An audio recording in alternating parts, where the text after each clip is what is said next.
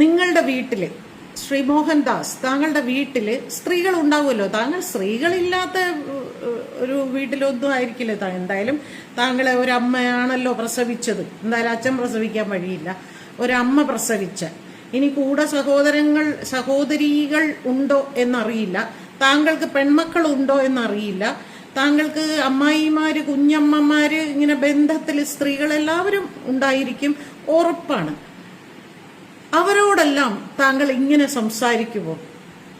അതായത് അവരുടെ അഭിപ്രായം, ആ വീട്ടിൽ ചിലപ്പോൾ ഒരു അഭിപ്രായ വ്യത്യാസം വന്നാൽ താങ്കളോട് അവരുടെ അഭിപ്രായം, അത് എതിരഭിപ്രായം പറഞ്ഞാൽ താങ്കൾ അവരെല്ലാം ബലാത്സംഗം ചെയ്യുമോ? അതോ ബലാത്സംഗത്തിന് കൊട്ടേഷൻ കൊടുക്കുമോ? എങ്ങനെയാണ് സാർ? എന്താ?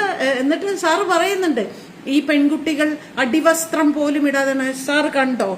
സാറിന് വയസ്സ് എത്രയുണ്ട് സാർ? സാർ വാർദ്ധക്യത്തിന്റെ അങ്ങേയറ്റം എത്തി. താങ്കൾക്ക് എന്തായാലും ഒരു 70 വയസ്സിന് മുകളിലൊക്കെ ഉണ്ടാവാനാണ് സാധ്യത, അല്ലേ? ആ താങ്കളുടെ നോട്ടം എങ്ങോട്ടാണ് ഈ പോകുന്നത്? പെൺകുട്ടികളുടെ അടിവസ്ത്രത്തിനുള്ളിലേക്കാണോ സാർ താങ്കൾ പോകുന്നത്? അയ്യേ സാർ, സ്വയം ഒന്ന് ആലോചിച്ച് നോക്കൂ. എന്തൊക്കെയാണ് ഞാൻ വിളിച്ചു പറഞ്ഞത് എന്നൊന്ന് ആലോചിച്ച് നോക്കൂ. എന്നിട്ട് ക്യാമറ മുകളിൽ നിന്ന് വെക്കൂ, മറ്റത് അവര് കുനിയും. നമുക്ക് ഒരു തരം ഒരു അറപ്പില്ലേ? ഒരു വൃദ്ധനായ ഒരു മനുഷ്യൻ. താങ്കൾ ഒരു വൃദ്ധനാണ്, ശരിക്കും ഒരു പടുവൃദ്ധനാണ് താങ്കൾ. ആ പടുവൃദ്ധനായ ഒരു മനുഷ്യൻ ഇരുന്ന് സംസാരിക്കുന്നത് എന്ത് തരം ഭാഷയാണ് ശ്രീ മോഹൻദാസ്? കഷ്ടം തോന്നുന്നു, ലജ്ജ തോന്നുന്നു സാർ, ലജ്ജ തോന്നുന്നു ഞങ്ങൾക്ക്. അപ്പൊ താങ്കളുടെ കുടുംബത്തിലുള്ളവരുടെ അവസ്ഥയോ? ഒറ്റ വീഡിയോ ആയിട്ട് ഇടാൻ പറ്റാത്തതുകൊണ്ടാണ് ഇങ്ങനെ 3 വീഡിയോ ആയിട്ട് ഇടുന്നത് കേട്ടോ. അപ്പോ ഇതിന്റെ താഴെ വന്ന് പലരും ചോദിക്കും, അപ്പോ പ്രധാനമന്ത്രിയെ ജാൻമണി അങ്ങനെ പറഞ്ഞല്ലോ. ജാൻമണി പറഞ്ഞത് തെറ്റ് തന്നെയാണ്. ജാൻമണി അങ്ങനെയല്ലായിരുന്നു അദ്ദേഹത്തെ വിമർശിക്കേണ്ടത്. നമുക്കെല്ലാവർക്കും പ്രധാനമന്ത്രിയെയും മുഖ്യമന്ത്രിയെയും അല്ലെങ്കിൽ ഇതുപോലെയുള്ള ഏത് പൊതുപ്രവർത്തകരാണെങ്കിൽ അവരെ വിമർശിക്കാനുള്ള എല്ലാ അധികാരമുണ്ട്, മാന്യമായ ഭാഷയിൽ റെസ്പെക്റ്റ് കൈവിടാതെ വേണം ഓരോരുത്തരെയും വിമർശിക്കാൻ. ആ നിലയ്ക്ക് ജാൻമണി പറഞ്ഞത് തെറ്റ് തന്നെയാണ്.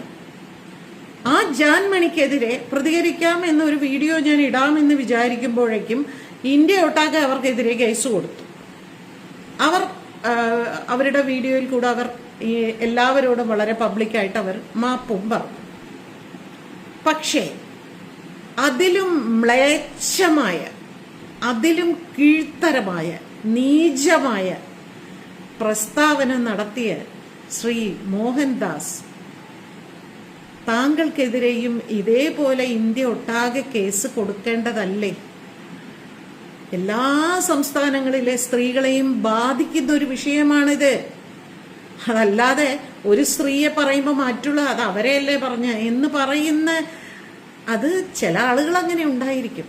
പക്ഷേ ഒരു പൊതുബോധമുള്ളവർക്ക് അത് സാധിക്കില്ല. അതുകൊണ്ട് തന്നെ താങ്കൾ പറഞ്ഞ ആ പ്രസ്താവന തീർച്ചയായിട്ടും താങ്കൾ പൊതുസമൂഹത്തോട് അതിന് മാപ്പ് പറയുക തന്നെ വേണം. മാത്രമല്ല ഇതെല്ലാം കേട്ടുകൊണ്ടിരിക്കുന്ന നമ്മുടെ നാട്ടിലെ ഒരു പ്രധാനമന്ത്രിയോ അല്ലെങ്കിൽ നമ്മുടെ കേരളത്തിലെ മുഖ്യമന്ത്രി, ഇവരൊക്കെ ഇല്ലേ? ഇവർക്കൊന്നും ഇതിനൊന്നും പ്രതികരിക്കാനില്ലേ?